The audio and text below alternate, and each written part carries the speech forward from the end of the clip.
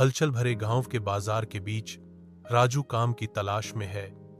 उसकी ईमानदार आंखें उम्मीद को दर्शाती हैं। आरोही अपनी कार से बाहर निकलती है।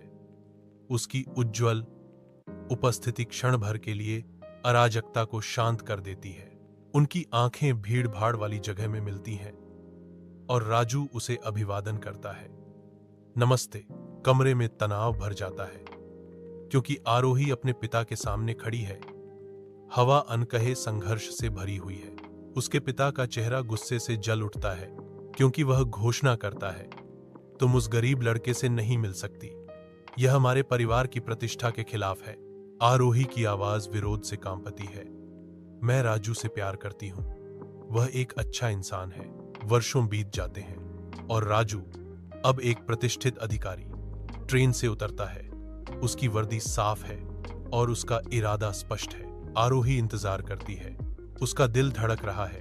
जैसे ही राजू घोषणा करता है, मैं तुम्हारे लिए पूरी दुनिया से लड़ सकता हूं। मुझे पता था कि तुम आओगी। आरोही फुसफुसाती है।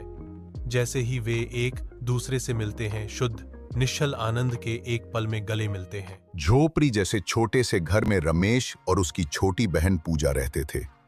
माता पिता सालों पहले गुजर गए थे और रमेश मेहनत मजदूरी करके बहन का पालन पोषण करता था।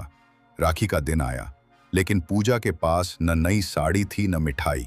उसने पुराने कपड़े धोकर पहने और एक सादी सी राखी बनाई। धागे में मोती की जगह रंगीन बटन पिरो दिए। सुबह उसने राखी बांधते हुए कहा, भैया, इस बार कोई गिफ्ट मत देना, बस हमेशा साथ रहना। रमेश ने मुस्कुराकर अपनी जेब से छोटा सा पैकेट निकाला। उसमें चांदी की छोटी सी पायल थी। तेरे लिए कुछ भी छोटा नहीं पूजा, उसने कहा। पूजा की आंखों में आंसू थे, लेकिन चेहरे पर मुस्कान। उस छोटे से घर में न रोशनी थी न शान शौकत, लेकिन भाई बहन का रिश्ता उस दिन सबसे अमीर था।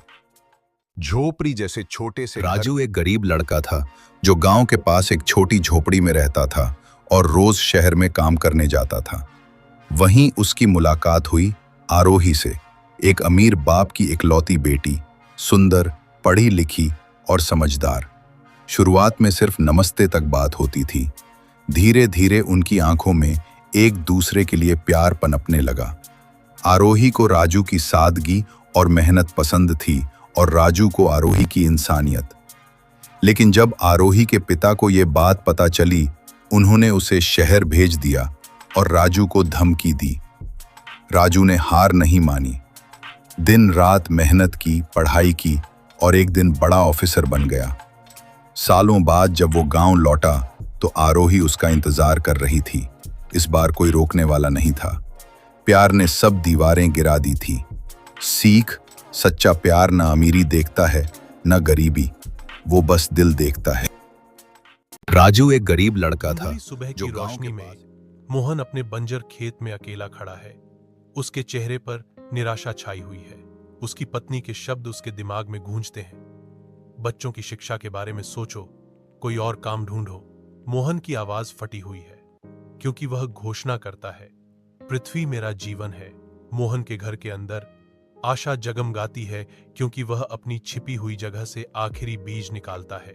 वह अपनी हथेली में बीज को थामे हुए है, जो अस्तित्व का एक नाजुक प्रतीक है। मोहन फुसफुसाता है। उसकी आवाज निराशा भरी, उम्मीद से भरी है। यह मेरी आखिरी उम्मीद है। सप्ताह बाद खेत अब जीवंत हरे रंग का सागर है, जो दृढ़ता और प्रकृति के लचीलेपन का प्रमाण है। पूरा गांव मोहन के खेत में इकट्ठा होता है, जो उनकी अटूट मेहनत का मूर्त इनाम देख रहा है। एक किसान कभी हारता नहीं, बस समय और कड़ी मेहनत की जरूरत होती है। मोहन ने घोषित किया। उसकी आवाज नए ज्ञान से गूंज रही। धूप की तपिश में रामू अपने सूखे खेत में काम करता है। उसकी थकान हर हरकत में गहराई से अंकित है। उसके चेहरे पर लकीरें पसीने की हर बूंद के साथ गहरी होती जाती हैं, जो उसके पैरों के नीचे फटी हुई धरती को दर्शाती हैं। उनकी आवाज चिंता से भरी हुई चुप्पी तोड़ती है। अगर इस साल फिर सूखा पड़ा तो हम क्या करेंगे? रामू एक धूल भरी सड़क पर चलता है। हर कदम पर उसकी भूख उसे सताती है। लगभग खाली जेबों के साथ रामू का दृढ़ संकल्प एक नए गांव में काम की तलाश में झिलमिलाता है। एक पेड़ की मामूली छाया में रामू रुकता है। उसकी आवाज दृढ़ संकल्प से भरी है। मुझे अपने परिवार के लिए कुछ करना होगा। रामू धूप में कड़ी मेहनत करता है, अपने खेतों से भरपूर फसल इकट्ठा करता है। रामू के चेहरे पर एक बड़ी मुस्कान फैल जाती है, क्योंकि वह अपनी मेहनत के फल देखता है। कड़ी मेहनत कभी बेकार नहीं जाती। वह पुकारता है। उसकी आवाज खुशी से भरी हुई है, क्योंकि उसका परिवार खेतों में उसके साथ शामिल होता है।